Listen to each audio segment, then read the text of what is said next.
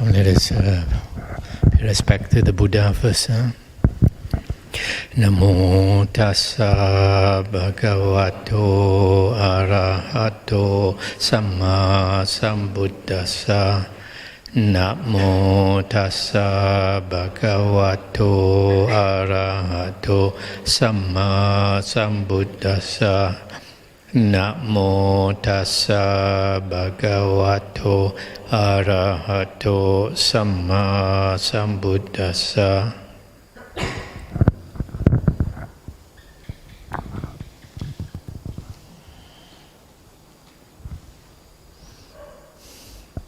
Feel any questions? Last night, tonight? First of all,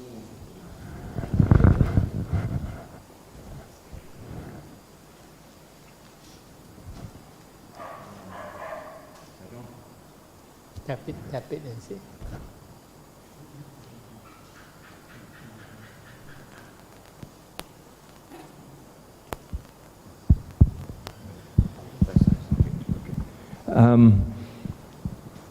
Say someone who has some Dhamma friends coming to the end of their life and they have the good karma or fortune to be dying in their own bed, and their one or two Dhamma friends are there, and they're there from the time the person is becoming, getting ready to die, and then until the time that all the body heat is gone.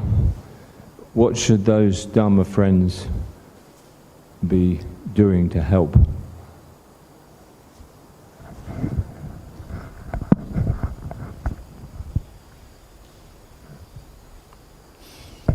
You could remind him of the good deeds he has done, like towards the family, and also his practice of the Dhamma, as he's kept the Sila, he's practiced generosity, he has heard he has listened to the suttas or whatever. So you can tell him that he should be happy. But ultimately, we cannot help very much, as I mentioned last night, because whatever you say to him, after a while when the doctor pronounces him clinically dead, then he'll go into a dream state, and that might last for a few hours before he dies. That state you have no control. That depends on his karma. Yes, I have heard that people can still hear even though we think they're unconscious. Yes, that's the time where between the clinical death and the actual death. Yes. Would that be a time, if one had been used to some chants, like Metta Sutanta or something like that, to play that in a low volume?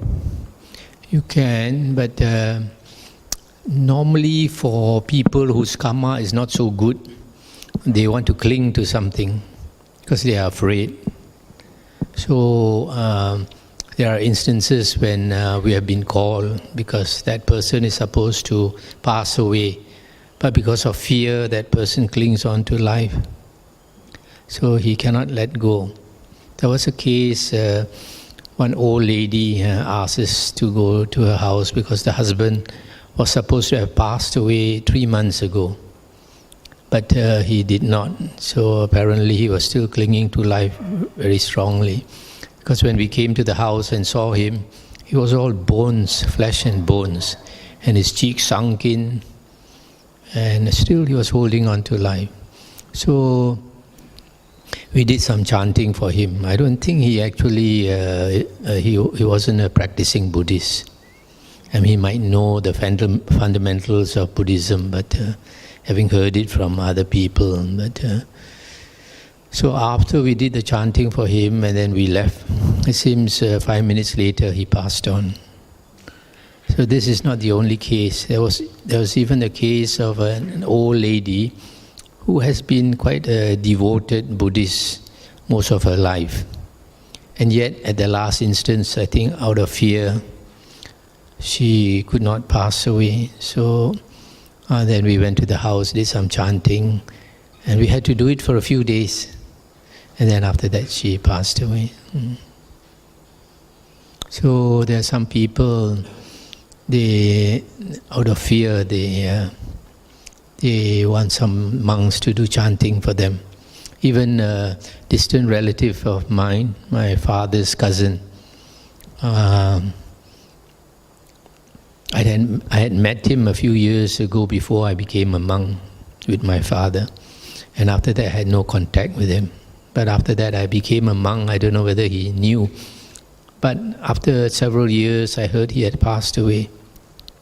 And someone told me towards the end, he was asking for a monk to chant for him. But if your friend has good karma, he won't actually need all that chanting. He'll have that confidence. Thank you. The other question, I don't know if we're able to ask. I wanted to ask about the monkhood. When Tan Amaro was chanting the other day the recollections of going forth, I thought about it, and this discipline, self-discipline, self-awareness, and obviously a lot of strength of mind. And I wondered if you could make any comments that might be useful to us as to, the monkhood and how it's changed your character and developed something that a layperson could understand. If a person wants to become a monk, the foundation in the Dhamma is very important. Because if a person understands exactly why he wants to wear the robe, then after wearing the robe, a person would find certain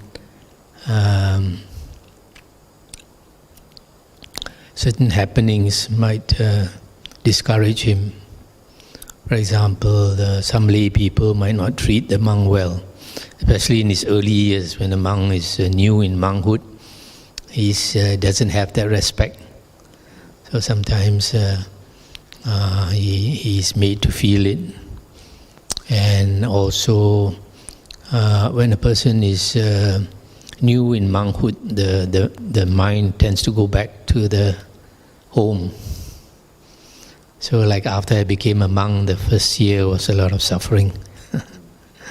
Always went back to the home.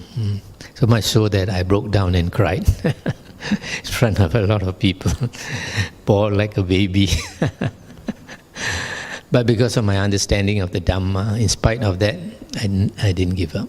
And then later, I found that there are certain lay people. When I was a young monk, in the beginning they are very supportive, but after a while they kind of look down on you and they maybe they see your minor faults and all that. Because a lot of lay people, they tend to look up to a senior monk, so not a junior monk.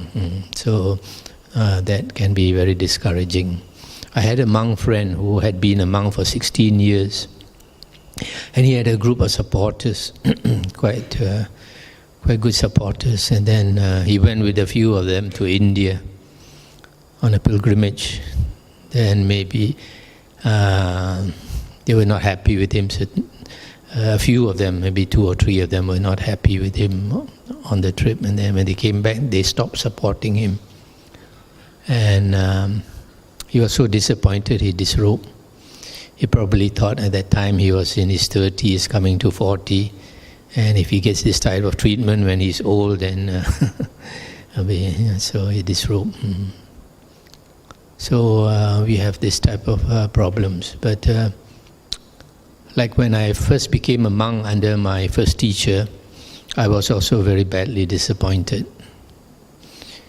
Because when I lived with him for 3 years, then I found that he was quite the opposite of what he tried to make out. So, but if I did not have that foundation in the Dhamma, I would have given up Buddhism. There was another layman who went with his wife to that monastery, and they wanted to live for like until the end of their life in the monastery. But after 2 years, they were so disappointed. They left. And after leaving, they changed their religion, gave up Buddhism. Because totally disappointed with the teacher. He was not sincere, kind of a hypocrite. So also, if a person has the foundation, a good foundation in the Dhamma, then that person will practice well. At least he will keep his sila and try to practice as well as he can. But there are some monks, like for example in Myanmar, they come into monkhood not because they want to, but because the family is poor. So at the age of 8 or 10, they are pushed into the monastery because the family cannot support them. And then they spend the rest of their life in the monastery. And such people, I believe, they don't have that incentive to practice because they never made any resolution to practice. So it's very important why a person wants to wear the robe. You got to be very sure. Sometimes I see Westerners, they come into the Buddhism, all enthusiastic about the Buddhism, and then they quickly become a monk in their early 20s or something. And unfortunately, quite often we see after 10, 20, even 30 years they disrobe. So,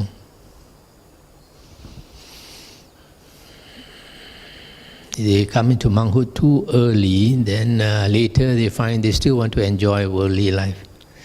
But somebody like Phil, if he wears the robe, I don't think he will disrobe. Tasted the word. I don't have the guts to be a monk.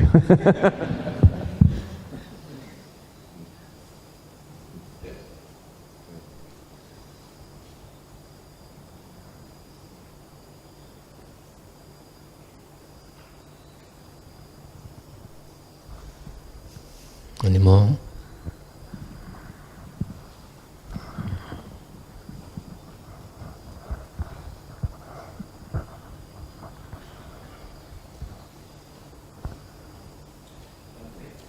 I've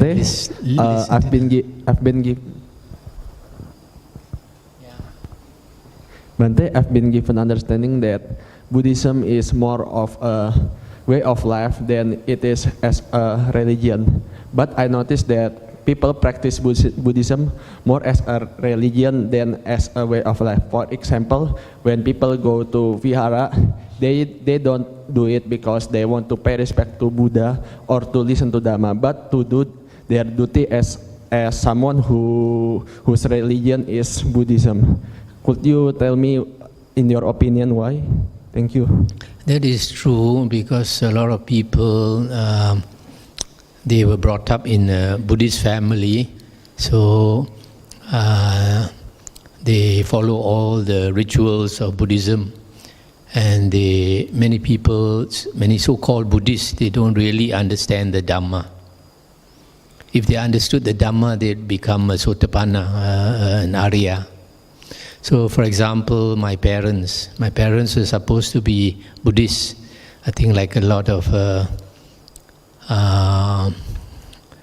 people in Medan or what, but actually they were a mixture of Taoists and Buddhists. But more of Taoists because they would like to go to the Kelenteng and pray for help.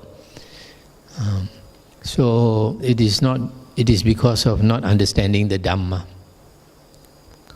That's why for a monk like me, I think teaching the Dhamma is very important. So I spend quite a good portion of my time speaking the original, teaching the original Buddha's teachings from the suttas in English, in Hokkien, and some in Cantonese.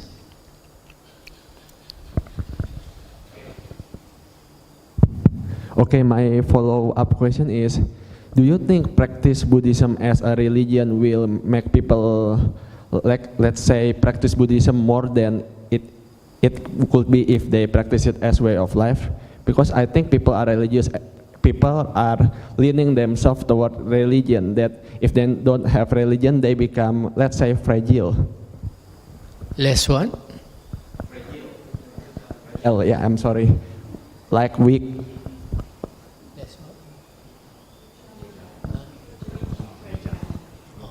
Easily broken.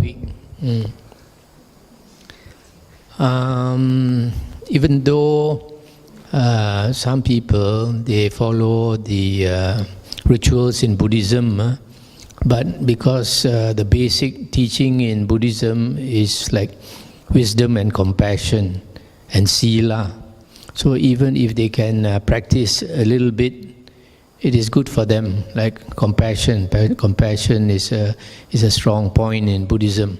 So because of that, Buddhists are not allowed to kill animals purposely. Yeah. So unlike other religions where they are allowed to kill, so sila is another point. Sila. If we keep the basic sila, we don't harm other beings. But some religions, they certain precepts they don't uphold. Yeah. So sometimes it harms other not only other beings, it also harms other humans. Yeah. So if the very basic Buddha's teachings they can follow, it will be good for them. I always say that the very minimum for a person to be reborn as a human being are two things: not to harm others and to help others. Not to harm others is sila, keeping your precepts, yeah, and helping others is charity, dana. These two is a very basic.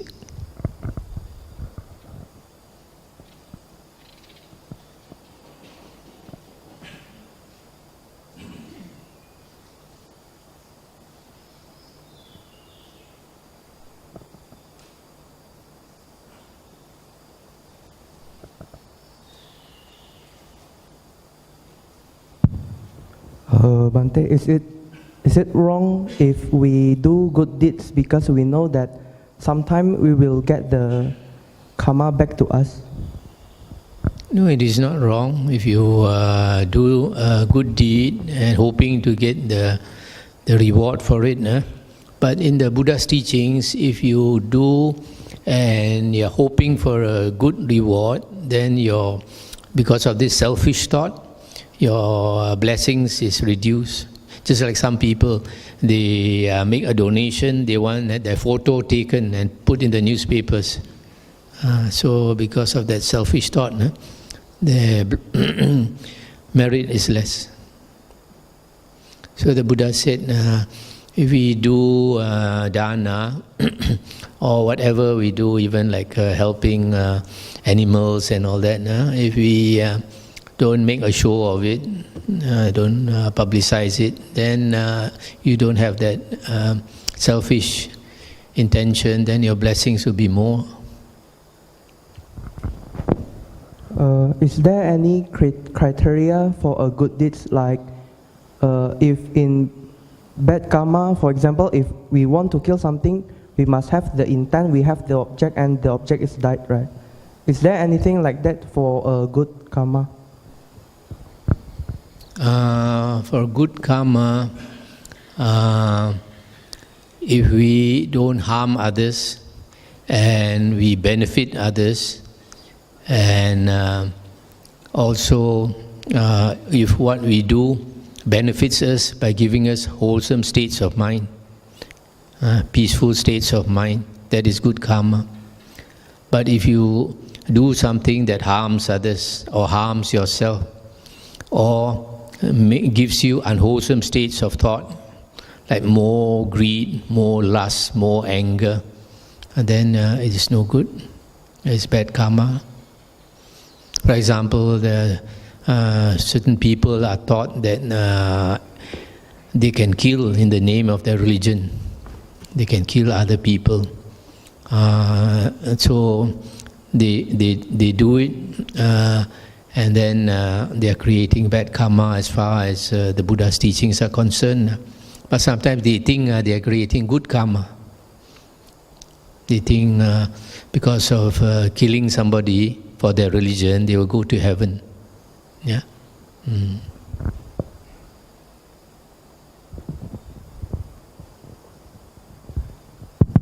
Well, Bhante, my question is related to the questions before.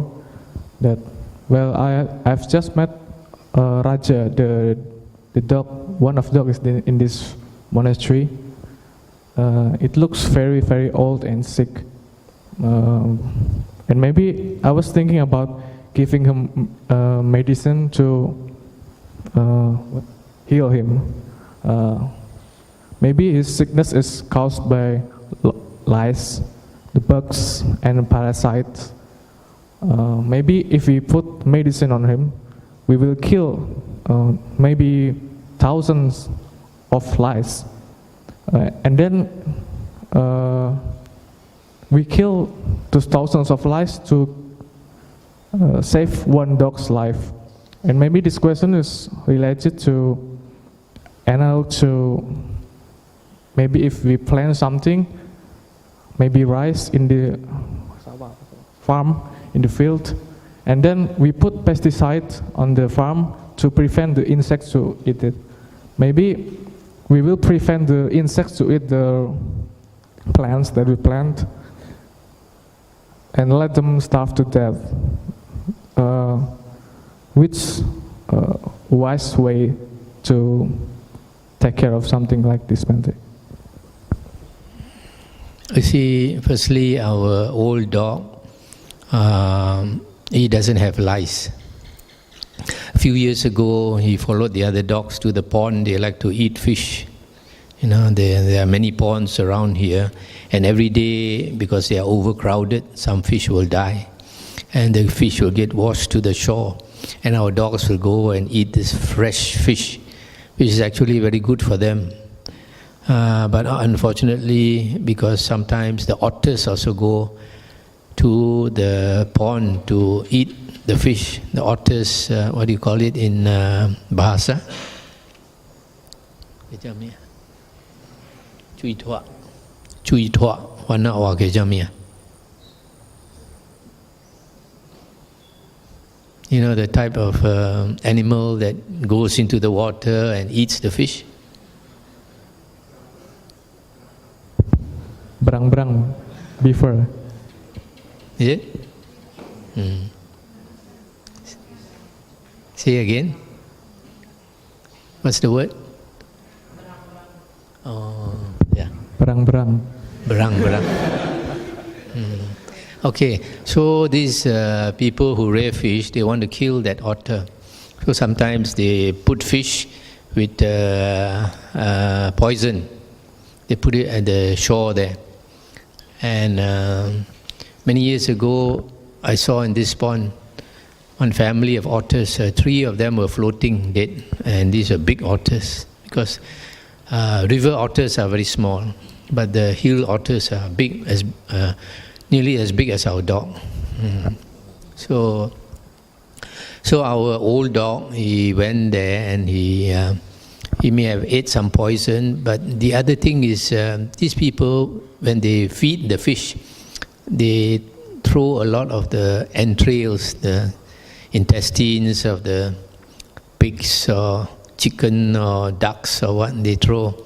And sometimes it's dirty and it might have a lot of bacteria. Yeah? So our dog ate, and then sometimes some of our dogs, after eating, they come back and they die. So this old dog, he nearly died nearly died. We sent him to the vet.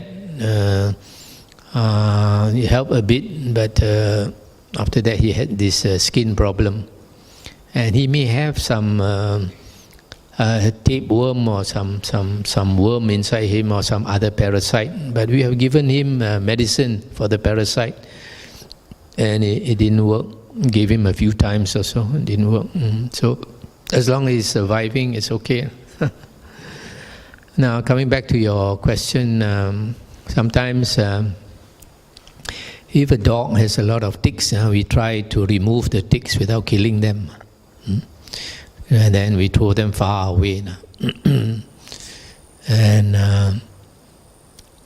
But internal, like worms and all that, we have no choice. Sometimes we give medicine, it will kill the worm, kill the parasite. If we don't do that, sometimes the dog may die.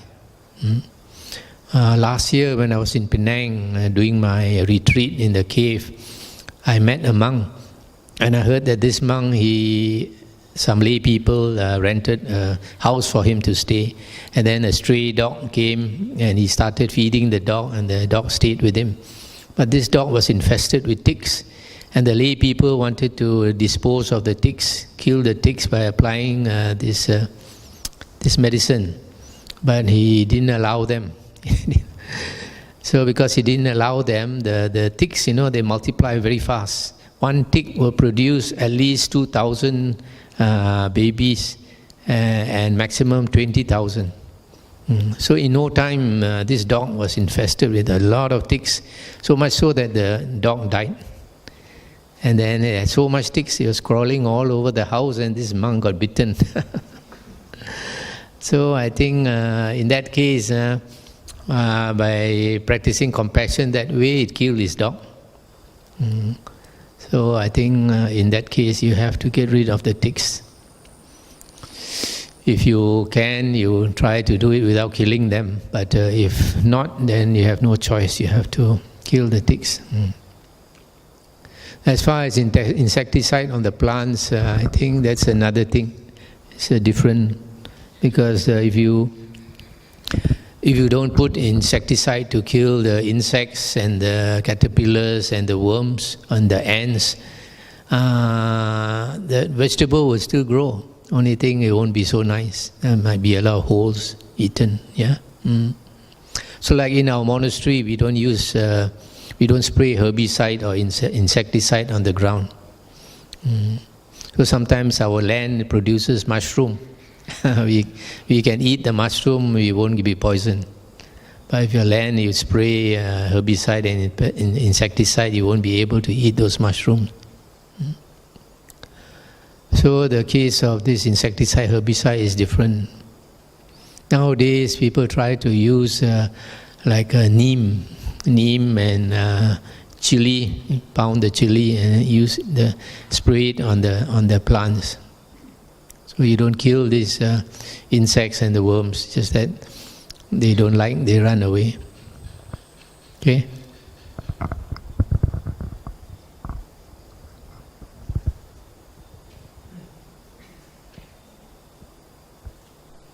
You have to wait a while, then you...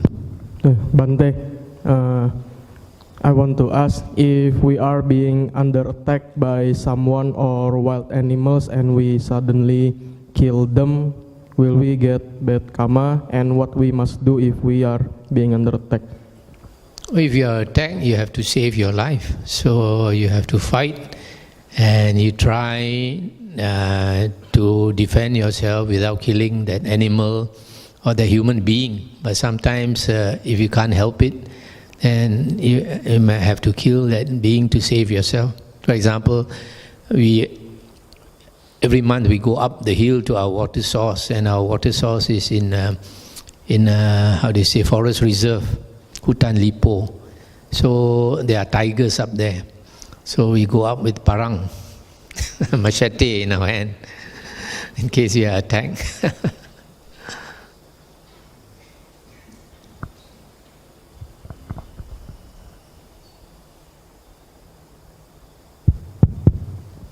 Bante, I want to ask that the Buddha said that there are two kinds of karma in this world. so worldly karma and also our own karma. But in Angulimala case, when I read your book, he became an arahat and his past crime was, let's say, was forgotten and he didn't go straight to hell. What I want to ask is that he used to kill people with intention, but after meeting Buddha, he became a monk and became an arahat. Is his past karma easily getting forgotten just because he became an arahat, although he strove very hard to become an arahat? Are you talking about Angulimala? Yes, Angulimala. Oh. First you asked about your own karma and worldly karma. Is there any question there?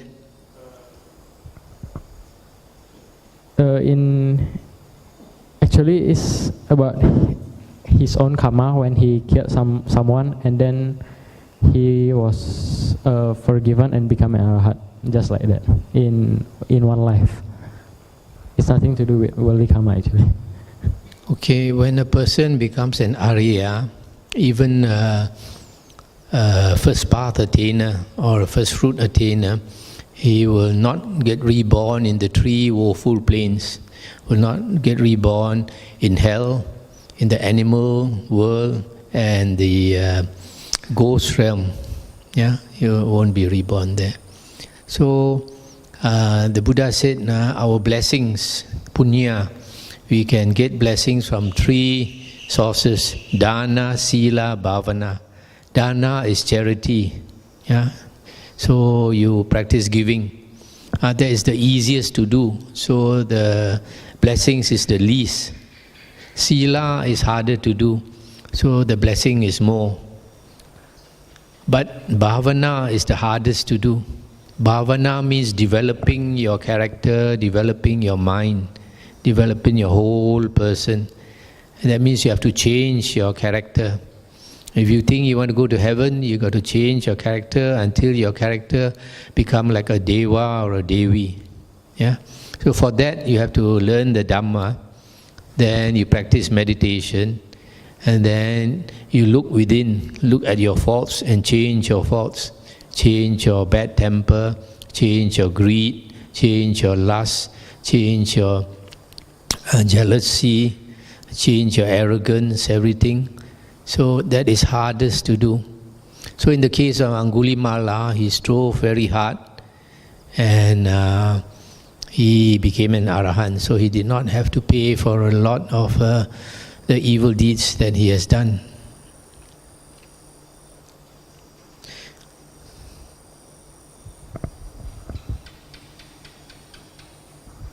Okay. And also another question, can someone after he died immediately reborn as a ghost without having to pay his, let's say, bad deeds in hell? Born as a ghost without what?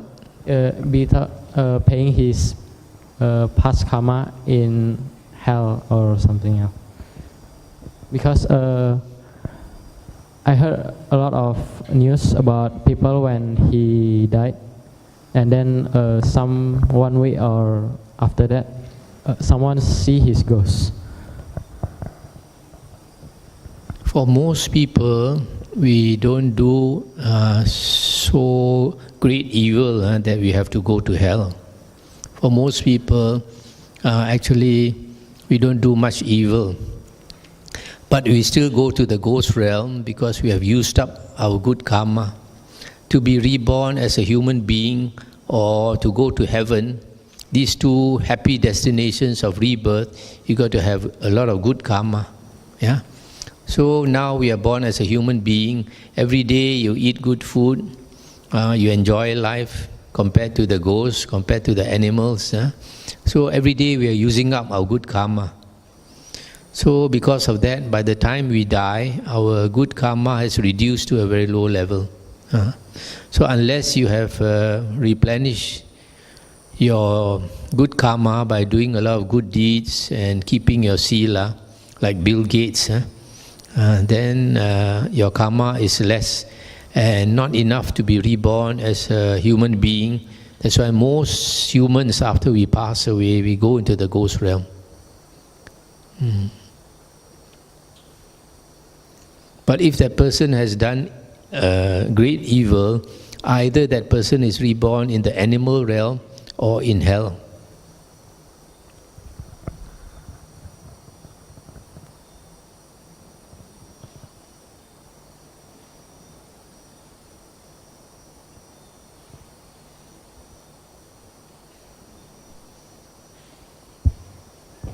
Namo Buddhaya Bante.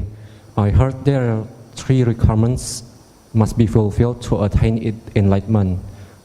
It comprises Sila, Samadhi, and Panya. Is it combinative or alternative requirements to attain enlightenment? I mean, is it what? Alternative or combinative? I mean, if I just do Dana and Panya, but I have Panya, but I don't do meditation, can I attain the enlightenment? Enlightenment is a very high stage. Oh no, such as Arahat. Yeah, Arahat is a very high stage. It's the 4th fruit. Yeah, it's the highest stage.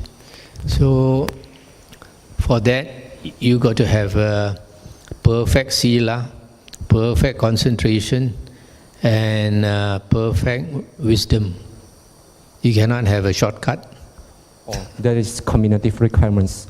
These 3 requirements must be fulfilled. Yeah. Or cannot choose only one. You cannot choose. Oh.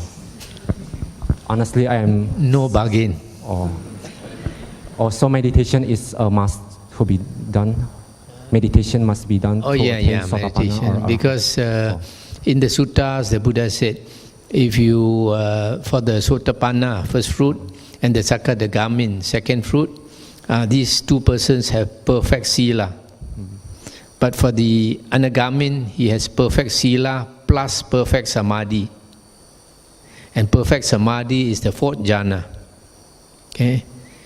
And the Arahant has perfect sila, samadhi, and panya. So the Arahant must have 4 jhanas. The Anagamin must have 4 jhanas. The Sakadagamin is different from the Sotapanna because the Sakadagamin has reduced greed, hatred, and delusion. So the Sakadagamin must have either the 1st jhana or the 2nd jhana or the 3rd jhana. So don't worry about the Sakadagamin. Most important is to become a Sotapanna. And Sotapanna, if you have the wisdom, if you are an intelligent person, if you can go to university, you are cukup intelligent. So you can understand the Dhamma. So you need to listen to the Dhamma more, and then when you understand, you will get right view, pandangan benar, and that will make you a stream enterer, attain the first path. If a person attains the first path, before he dies, he will turn into fruit. Pala. And the other question is, Raja Sudanana has attained Arahat or not? Siddhartha Gautama's father has attained Arahat or just Sotapanna? Siddhartha Gautama's father, I don't remember, but at least Sotapanna. Or at least without become a monk can be Sotapanna? Oh yes. Sotapanna, you don't have to become a monk. You need to listen to the suttas. And the last question is, can the other religions attain Sotapanna too? Other religions, unless they understand the Dhamma and understand impermanence, they cannot become a Sotapanna. You have to understand impermanence. When you understand impermanence, you also understand dukkha. So then only you can let go of the world.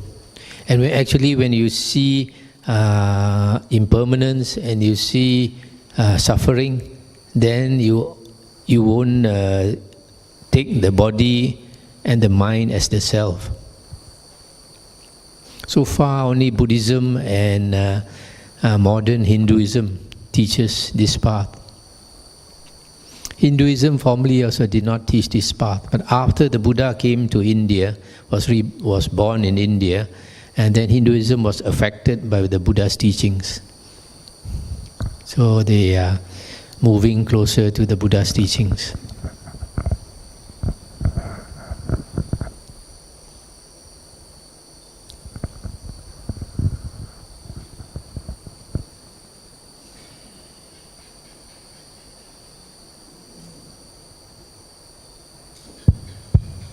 Namo Buddhaya Bante, I want to ask a question related to the question when a human under attack by wild animals.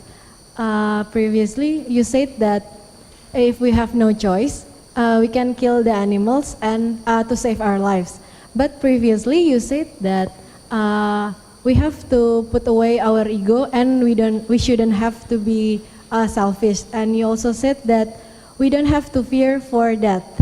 So why is that? Why don't we just give our lives to them? Oh, if you can do it, very good. You can do it, go ahead and do it.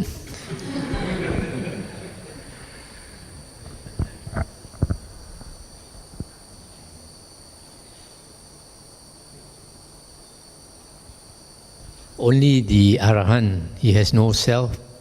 If somebody wants to kill him, he won't save himself. But sometimes also he might want to save himself because he wants to prolong his life to benefit people. You see, like I mentioned the other night, this Kakusanda Buddha was going on alms round with his disciple. Then Mara entered somebody and took the big rock and knocked it on the Buddha's disciple's head. So the Buddha's disciples did not retaliate, but the Buddha Kakusanda thought it's too much already. So he stared at Mara and Mara died. So if he didn't do anything, the Mara will knock the head again. You don't do anything, he'll knock until the disciple died. And that is no good for him. So you don't want him to create bad karma, so you must stop him.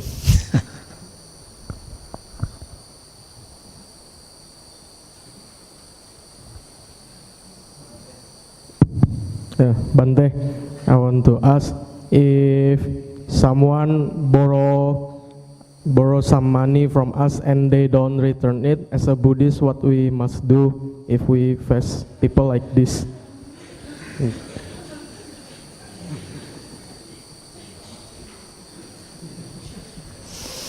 You can warn him, you can take the stick and show him, but you cannot kill him.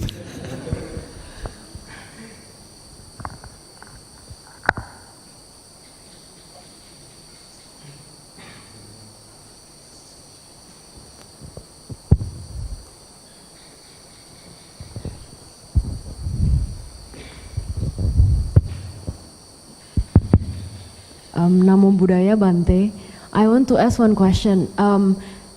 If there is one person, he always do bad deeds like cheating, bet on money, and then like he also, the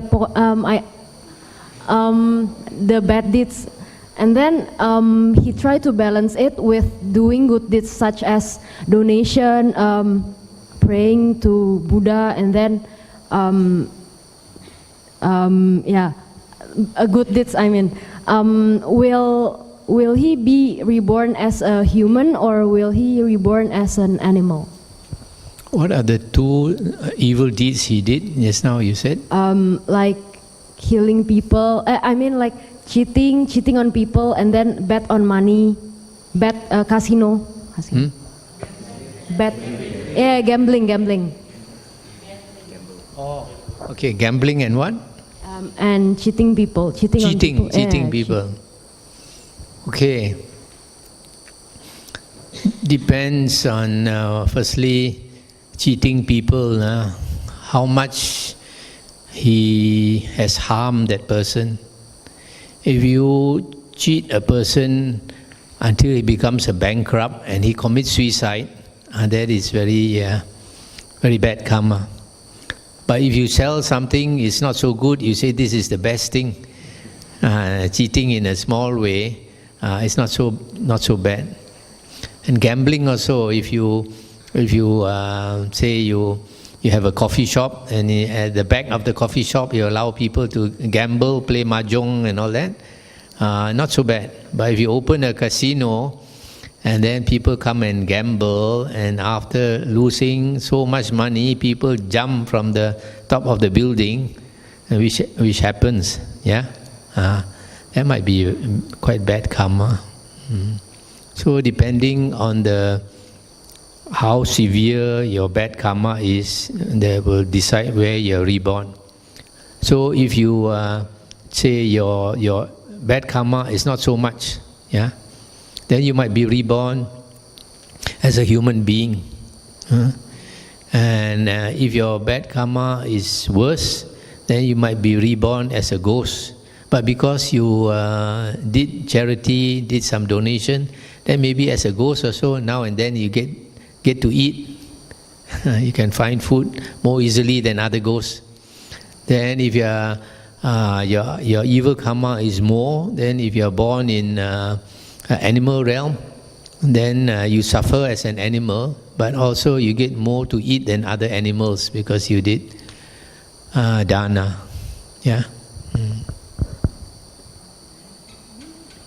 So sometimes this karma, depending on your action, is a different account. So for example, a person is very rich and he likes to do charity, and then on the other hand, he likes to go hunting. He'll shoot wild boar, he'll shoot this animal and that animal. Maybe a lot of weekends, whenever he's free, he'll go hunting. So because of his killing karma, one day he might get cancer. Because of killing, making other beings have a short life, he will get short life. So when he gets short life, and then he prays to heaven for help, and then he thinks he must do more charity. Then he does a lot of charity that cannot help. Why? Because that killing karma is a different account. This charity is a different karma account.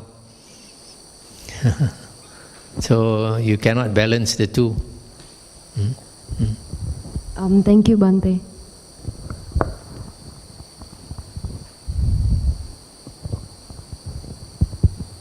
Bante, I ever heard that devas can help human by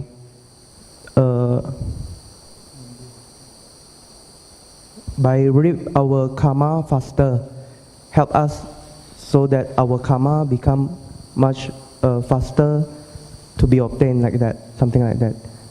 If we pray to devas to help us because we really need something, and they eventually help us by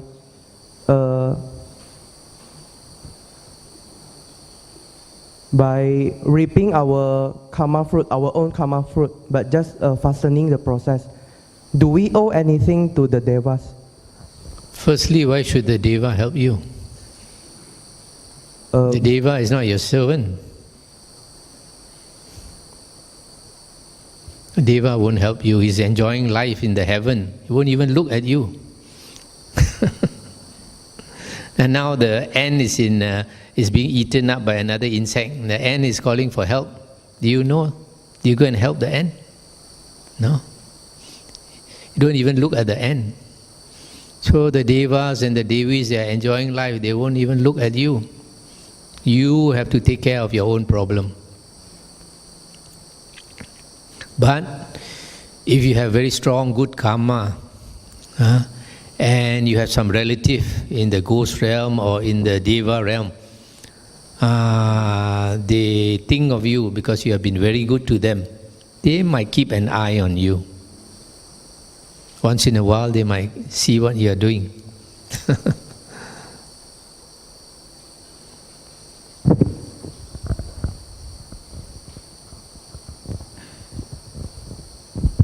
Bante, you said that to be reborn in the human realm is difficult, that you have to have good karma, enough good karma. But why the population of the world is increasing time by time? And then why the human that is born in the world, some of them are suffering? Are they don't they have good enough karma, enough good karma? Firstly, why the human beings are increasing? But in the whole world, human beings is a very not so many compared to fishes in the sea, compared to the birds and all this. And besides, we have a lot of ghosts in another realm, in the ghost realm. So you don't see.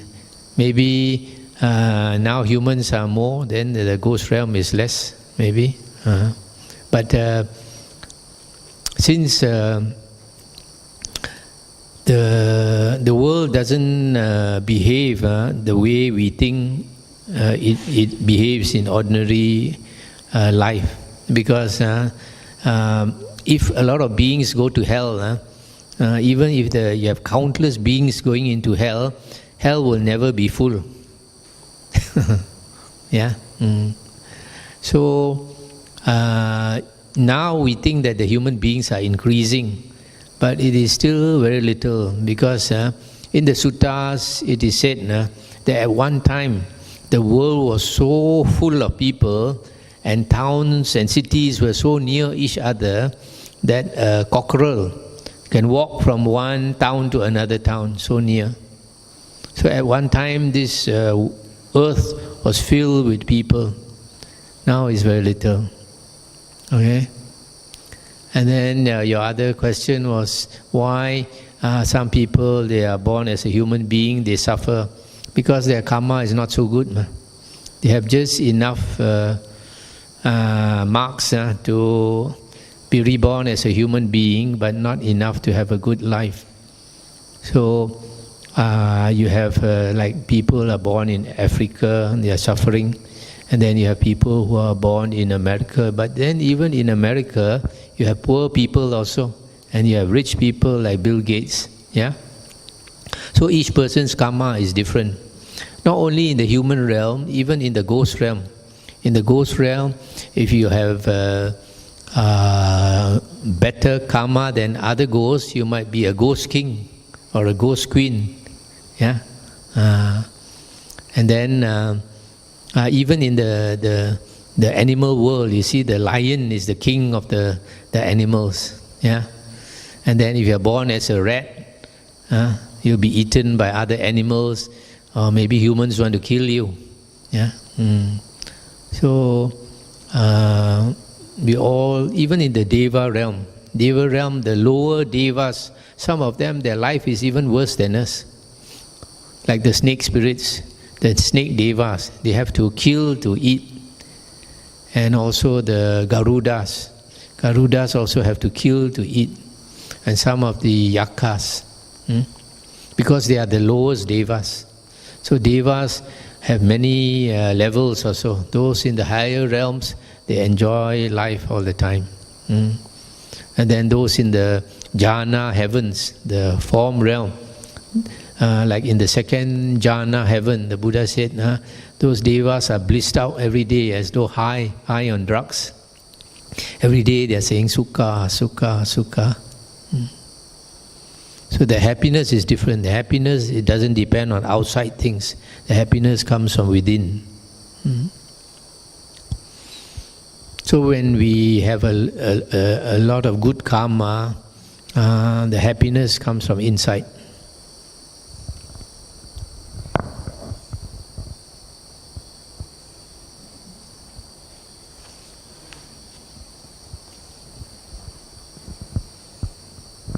Bhante, what should one do to recall their past life?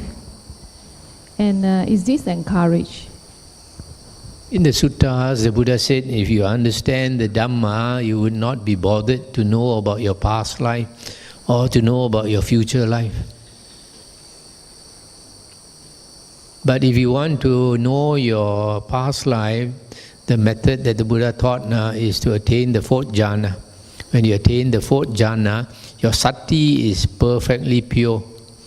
Sati basically is remembering, and then you can remember your past life.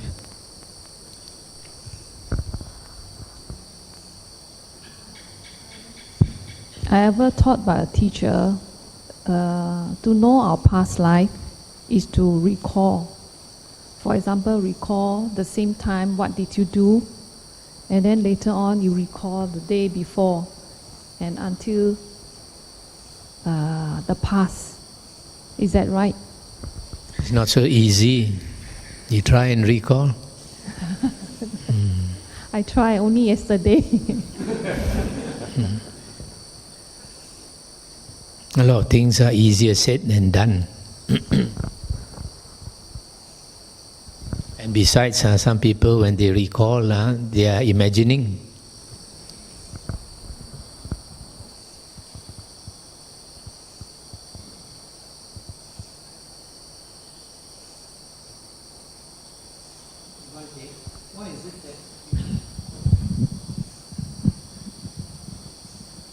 Bhante, why is it that in the morning we make our prostrations this direction, and then when we meditate we face the opposite direction? Okay, when we bow to the west, because there's the direction of India. India is our Mecca. So we bow in the direction of India, which is the west.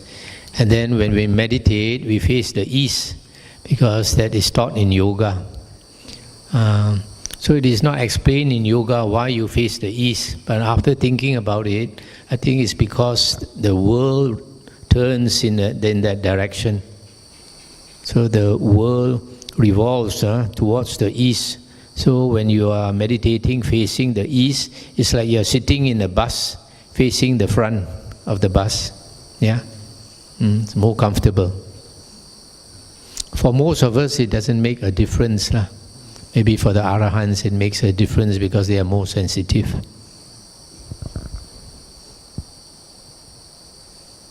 Okay, I'll repeat the question. Bhante, is there any indicator whether one has reached Sotapanna or not? I mean from the outsiders, to see someone, whether he has reached Sotapanna or not, or something. Or is it something private that will be realized by oneself? Thank you.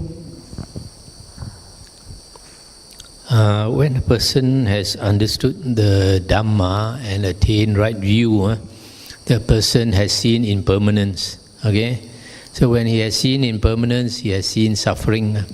So because of that, he knows that life is very short, and he knows that there is no certainty that he will live to a ripe old age.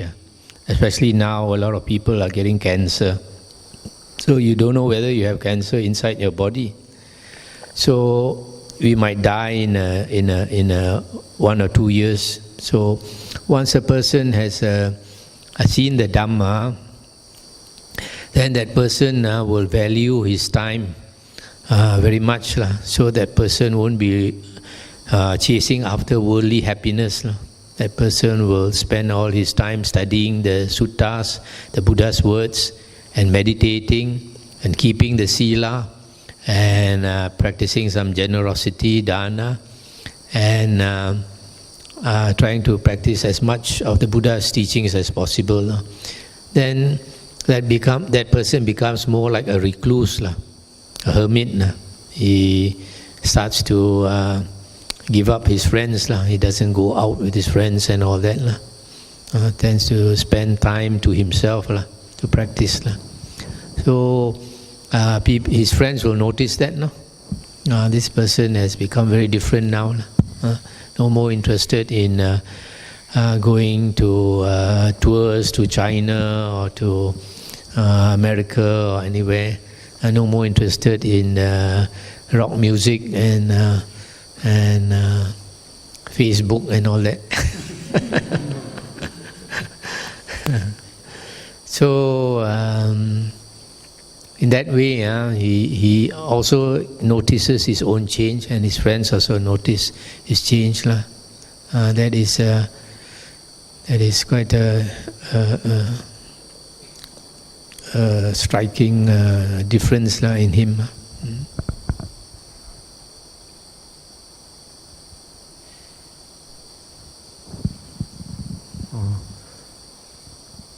By the way, if a person is practicing in the right way, the ego will start to reduce, the anger will start to reduce, the greed will start to reduce. If these things you can see in that person, then you know that person is practicing the right way. Some people, they practice in the wrong way because they are following the teachers who teach from later books. Then you find they think they have attained certain stage like Sotapanna, and they want everybody to know. Then you find their temper is still the same, the anger is still like before, the ego is also like before, and that person has not attained, even though that person thinks that he is already Sotapanna.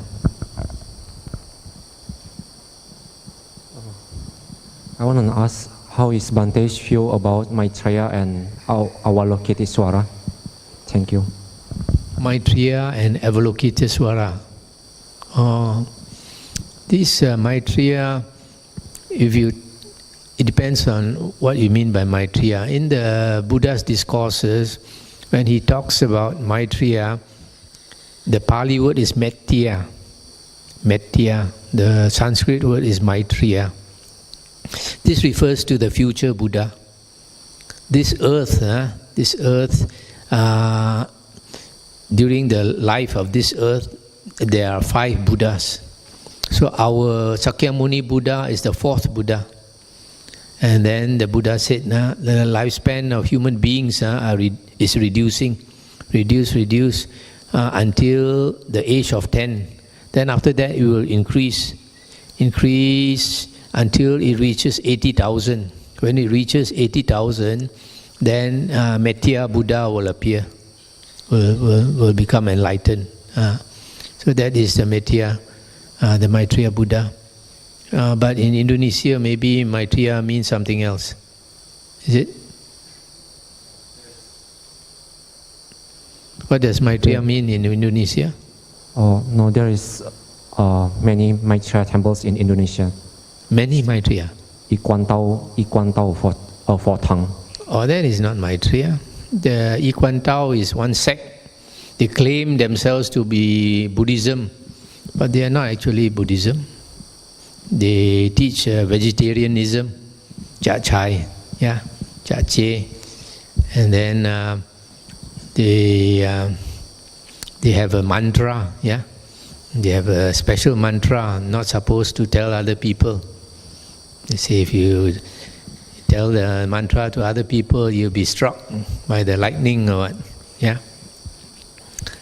And then you have Japanese Buddhism. Nichiren Shoshu. Japanese Buddhism also is nothing to do with Maitreya or Mettya Buddha. Japanese Buddhism is Nichiren Shoshu. Nichiren Shoshu is founded by one Japanese man, and they use like the Lotus Sutra, Mahayana Sutra, So all these are later sects. And later sects, they don't follow original Buddhism. And then they worship their founder. They worship their founder. It's not Japanese Buddhism. They also have a mantra. They chant this mantra, and then they have a little altar. They have a kind of altar with a few wooden, made of wood, and they pray to that altar. So this is nothing to do with actually the Buddha's teachings. When we talk about Buddhism, we actually mean, in Chinese Buddhism, the word Buddhism is translated as Fo Chiao, Hut Kao. So Fo Chiao means the Buddha's teachings. Buddhism actually means the Buddha's teachings. So like this Japanese Buddhism and Nichiren, this Iquan Tao, they are not teaching the Buddha's teachings. So they're actually not Buddhism, although they claim to be Buddhism. Yeah. And how about Avalokitesvara? Avalokitesvara was an Indian god. When Buddhism was deteriorating in India, they start to bring in some of these gods, Indian gods, into Buddhism. Because when the Mahayana teachings appeared, and they start to distort the Buddha's original teachings. Yeah, they praise the Bodhisattva, and then they put down the Arahant. Yeah, and then when Tibetan Buddhism appeared, even worse. They practice the mantras, they practice this tantra, and then they go into a trance and all these things. So this Avalokitesvara was an Indian god. They brought into Buddhism, just like this Amitabha. So Avalokitesvara, if you go to an Indian temple, you find the god with many hands. Yeah. So it might be this one they brought into Buddhism, and they call it Avalokitesvara Bodhisattva. When you look at the word Avalokitesvara, the last word is Iswara. Avalokit, Iswara. Yeah? Iswara means God. The Pali word is Isara. Isara is God. So Avalokit, Iswara is an Indian god. So this Indian god is a male. So when this Mahayana Buddhism went to China, you find the early statues of Avalokitesvara is a male, is a man with a beard. So in China, they thought a woman's heart is more soft than a man's heart. And Avalokitesvara is supposed to be very compassionate, have a very soft heart. So they gave him a sex change operation, so he became a woman. And slowly they make him more and more beautiful. Like a film star.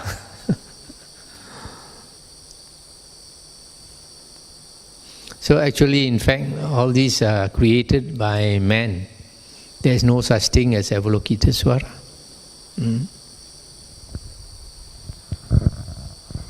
And then Amitabha, where did Amitabha come from?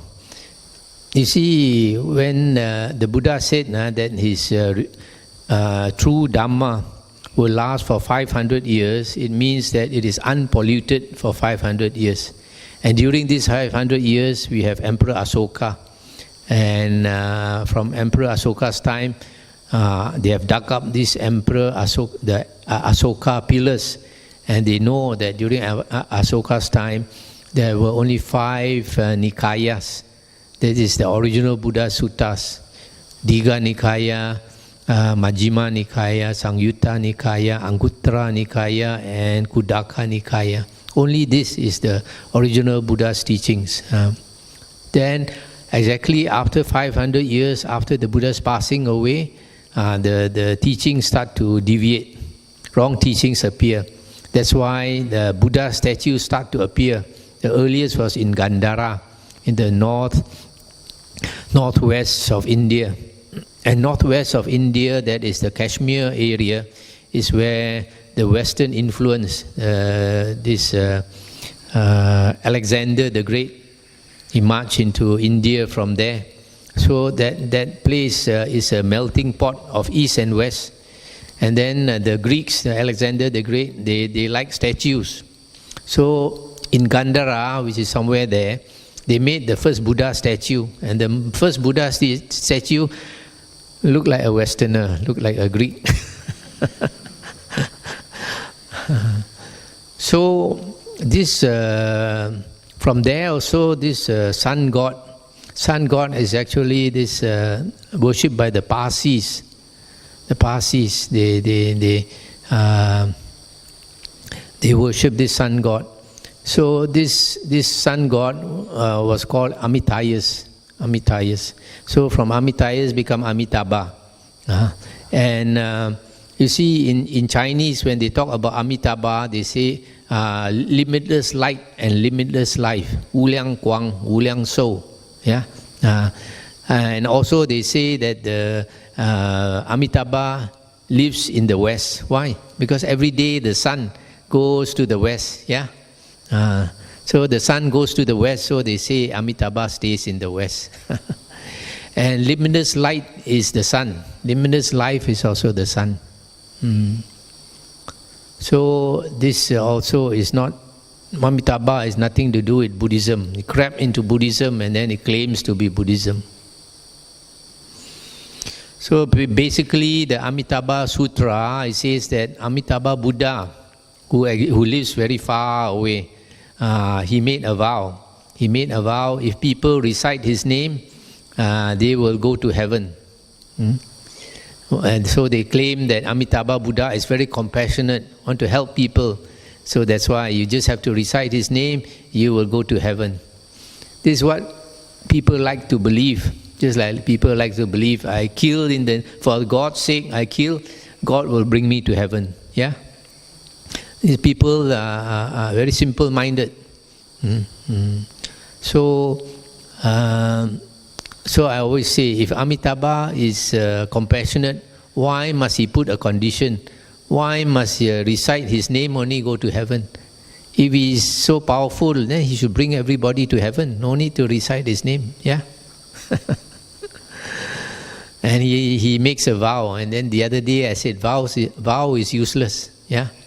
To go to heaven in the Buddha's teachings, you have to change your character until your mind, your character is like a Deva or Devi. Then only you can go to heaven.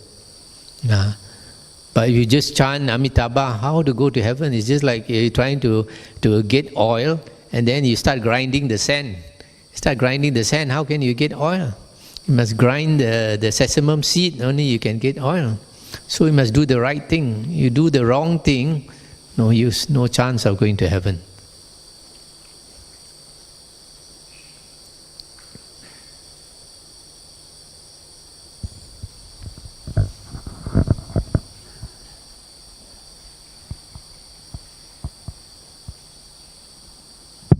Well, we are talking about Buddha. Well, it is in my comprehension that all Buddhas are wise, knows things, and have a lot of good qualities, all good qualities. But I think there is also discrepancies between Buddhas. Like there are some Buddhas that can teach, while the others can't. Why is that happening? Also, then I see that some Buddhas are famous. Some Buddha is known famously because he is a passionate person, while the others are characterized as wise. Do Buddhas have personalities? Firstly, this information that you get, if it's not from the suttas, it is not true. As far as we are concerned, there's only one Buddha. Where did all the other Buddhas come from? You only know Sakyamuni Buddha. And Sakyamuni Buddha, he mentioned when he looked into the past, he saw 6 Buddhas before him. And then he also mentioned the future Maitreya Buddha. That's all. No other Buddhas. Okay? Now, as far as teaching is concerned, all Buddhas can teach. All Buddhas can teach. But some of them, they don't want to teach. They are called Pacheka Buddhas. Pacheka Buddhas, there are many compared to the Sammasambuddha. The Buddha said at one time outside Rajagaha there was this hill called Isigili Hill, as in the Majjhima Nikaya. The Buddha said at one time there were 500 Pacheka Buddhas staying there. So you can find Pacheka Buddhas much more easily than a Sammasambuddha. Because the Buddha said he looked into the past 91 world cycles, he only saw 6 Sammasambuddha willing to teach to the world. So these Pacheka Buddhas, they don't want to teach, doesn't mean they don't know how to teach. They can teach as well as the Sammasambuddha, they're just not interested to teach.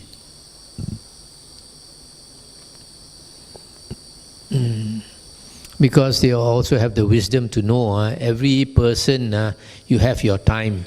If you don't spend time in samsara long enough, you are not willing to get out. You must go through the round of rebirths and suffer enough. Then only you are tired of samsara, then only you want to go out. You still want to play.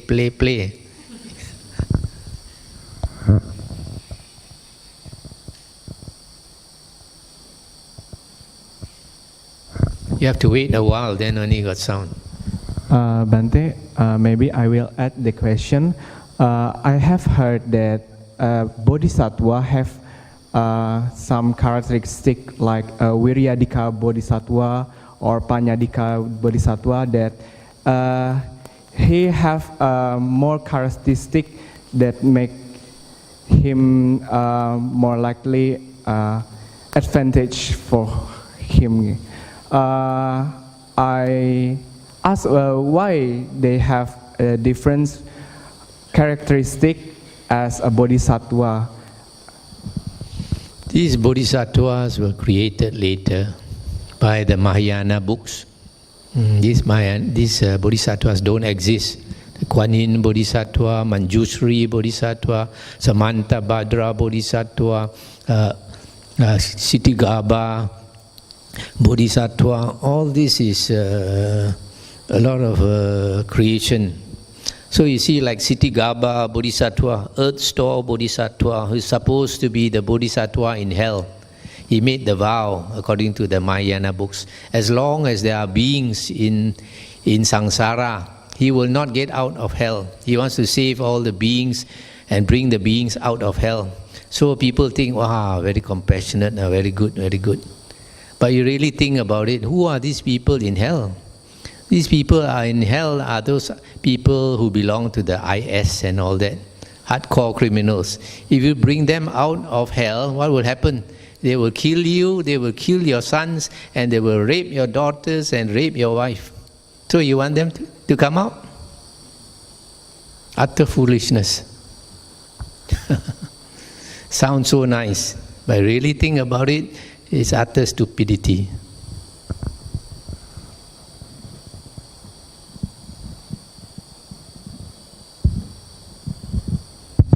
Well, Bante, I think talking about mythical creature or afterlife or maybe foreseeing is not really concerned very much to it.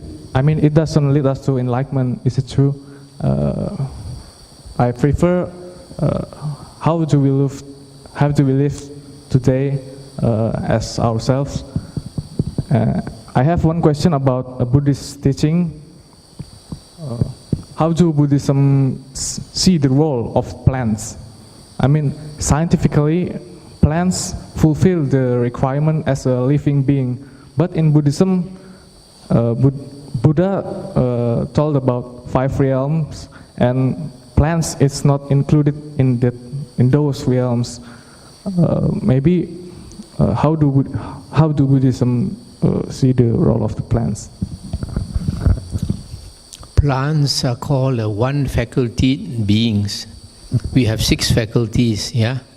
Plants have 1 faculty beings.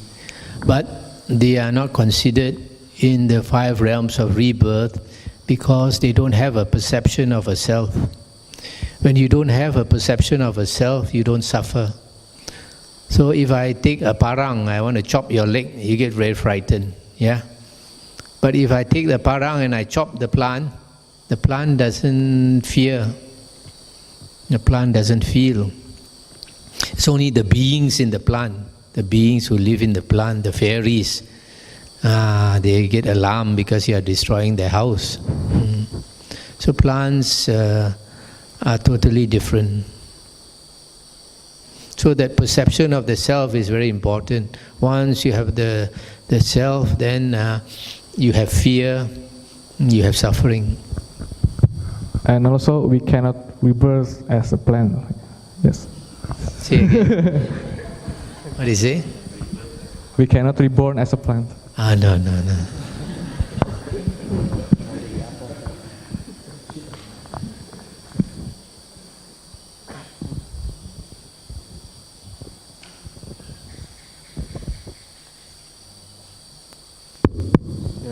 Bante, maybe someday me and some of my friends will grow up and become a family man, and we gonna have wife. And I want to ask if our wife is pregnant and the doctor says that our wife must do abortion because the birth will put the wife in the dangerous position, and will what the husband must do, or maybe the woman must do if they face that position. When you come to that problem, then you have to solve it yourself. Nobody can decide for you. But sometimes there was this case, I forgot whether it was in America. This lady had this child in the womb, and after X-ray, the doctor said that when this child grows up, it's going to be mentally deformed.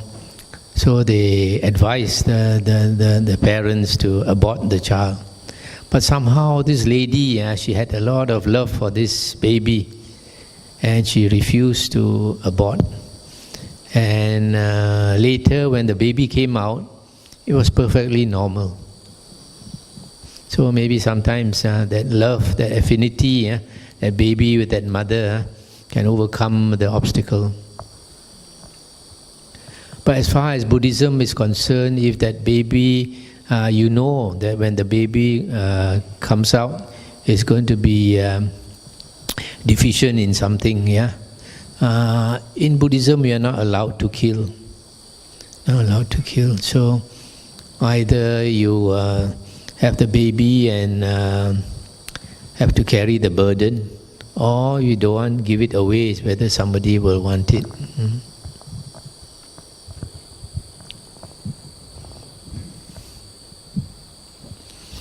You see, for a person to come into the mother's womb, there normally is a strong affinity. So sometimes, for some reason, sometimes the parents decide to abort the baby. Then after aborting the baby, sometimes the baby is not happy, and he will follow that couple.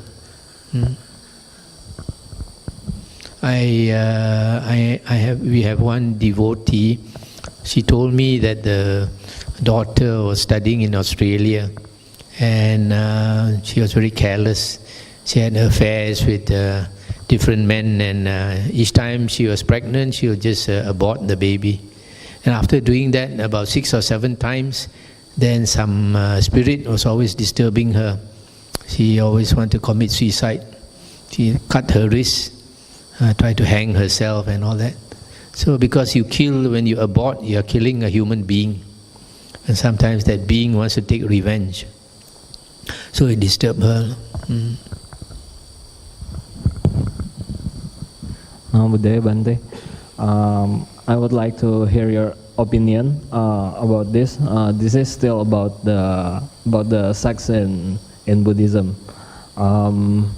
So my question is, what should we do if some sects which use mantras or other things ask for donation to us to build like, for example, vihara like that. In my opinion, on one side, as you said before, that it will cause maybe a little deviation in the original Buddhism. But on the other side, I also believe that even though it's not the original Buddhism, it also teaches people about metta, like that, about love to others. And I also believe that it can also bring people to do good deeds. So what is your opinion about this? Thank you. Oh, the Buddha said, somebody asked him, who should we make offerings to? The Buddha said, make offerings to whoever you want. And then the Buddha said, and then that man asked, whom should I make offerings to get the highest merit? Then the Buddha said, that's a different question.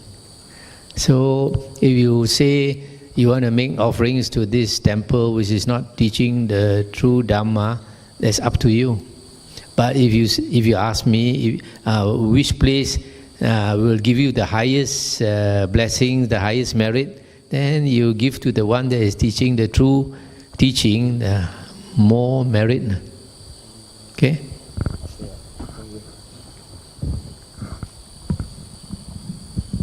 No, Bhante. I want to ask you about if I predict something that too many persons to believe that what I predicted, and what I predicted that's not happened, and the person that believe with me, he say, you like me. Can we say this person do musawadama because he only to predict and he not have the intention, not have a bad intention, but the other person thinks that he lies. Can we say that in musawada? You say you practice what? He practice only predict something. What is that something? Huh? Prediction. Expectation. Predict. Or prediction.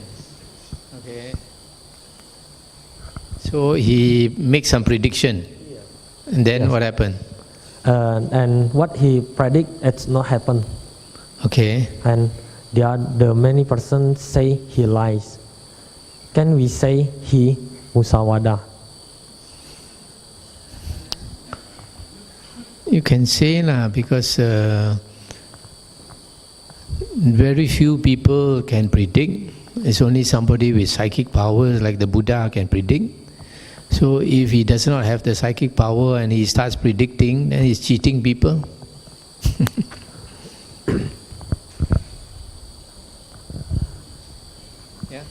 So we can say that it's musawadama. No what? So we can say musawada. Yeah. So about with just like somebody sometimes they give numbers. You buy this number, you might strike the lottery, Toto or whatever. Yeah. But then most of the time the number he give from the dukun. Dukun. Yeah. Maybe the dukun give the number. Most of the out of 100 numbers he give, maybe one will strike, 99 does not strike. So he's cheating people. But dukun and about this person, what is? I think this is different because dukun have a bad intention, but this person no have a bad intention. He only to try to give the direction, the good direction, but he wrong. So can we still say he musawadama? So you say he tried to help. So when he tried to help, then he should make it clear that he thinks only this prediction is going to come true. Yeah, he's not sure. Yeah. So when he say he should make it very clear that he only guess that this is going to happen. It may not happen. So, and if that person is not paying him some money for that prediction, then if it turns out not true, then he has to accept it now.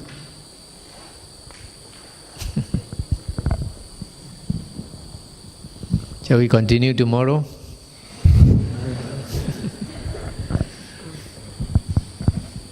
Okay. Then,